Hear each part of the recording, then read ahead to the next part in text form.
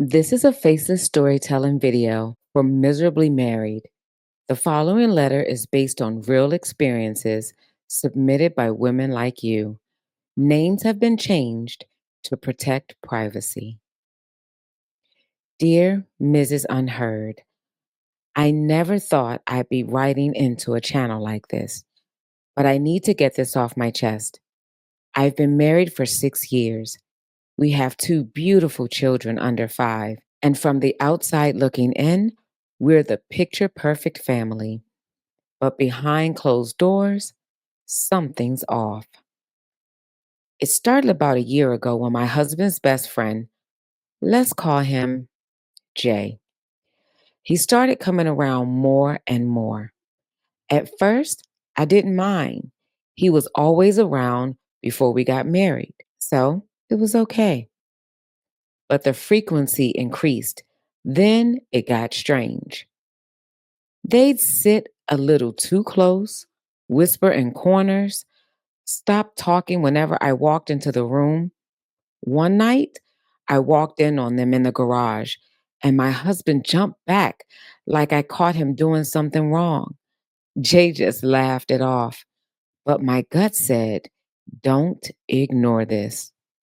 A few months ago, my husband told me Jay was going through something and needed a place to stay.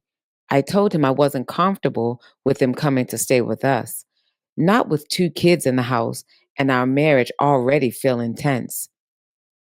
He told me this was not up for discussion.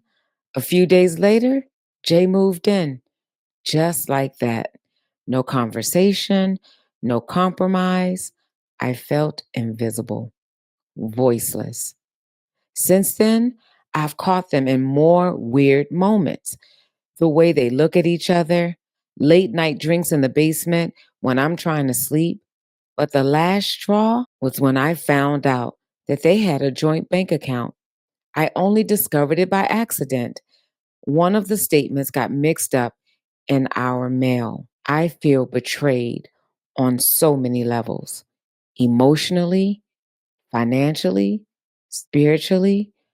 I don't know what's real anymore. I want to leave. I need to leave. But every time I look at my babies, I freeze.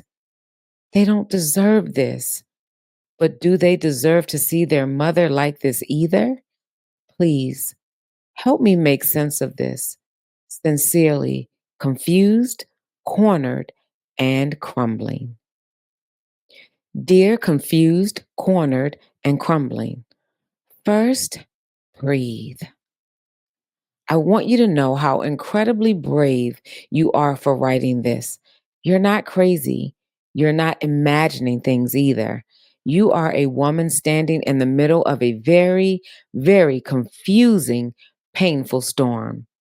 And I want you to know I see you. Let me say this clearly. Your instincts matter. That uneasiness in your gut, that quiet voice whispering, something is not right here.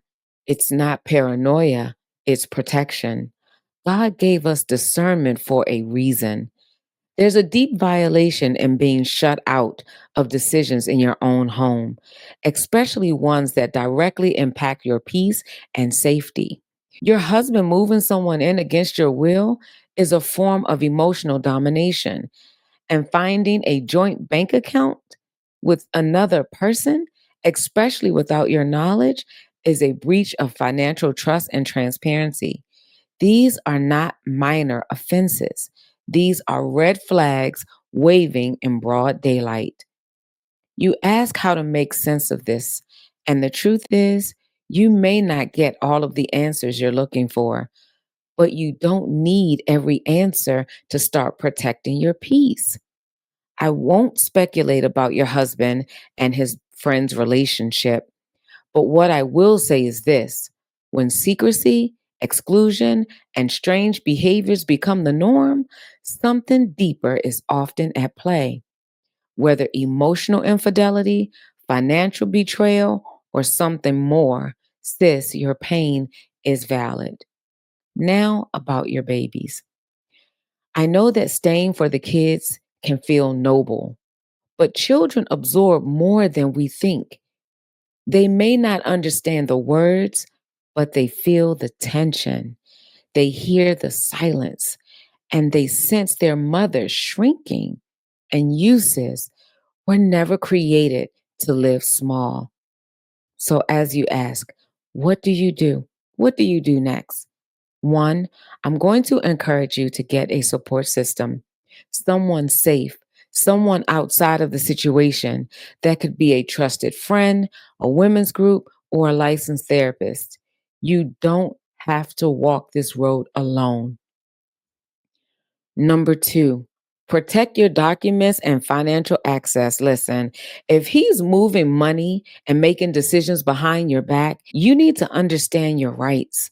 Quietly educate yourself, make copies of important documents, and secure them elsewhere if needed.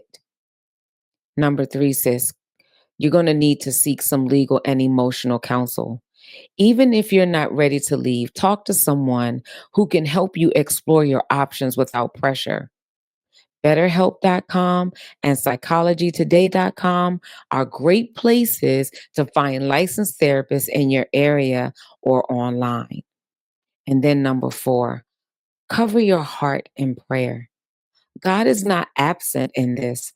He sees, He knows, and He has not abandoned you. Ask Him for wisdom, clarity, and courage. And remember, you are not the author of your husband's choices, but you are responsible for your responses. And one last thing, I'm just a woman who's heard enough silence from other women to know what it means to feel muted. This is just my humble opinion, sis. You don't have to take it. You also don't have to stay silenced anymore. You get to choose your healing. You get to choose you. With love and strength, Mrs. Unheard. If you or someone you love is in an emotionally destructive marriage, you are not alone. There is help, there is hope, and there is healing. This space is for you, the unheard women behind the smile. Do you have a letter you'd like to send me? Email me anonymously at mrsunheard@gmail.com. Also, subscribe for more real stories and real hope from women who understand.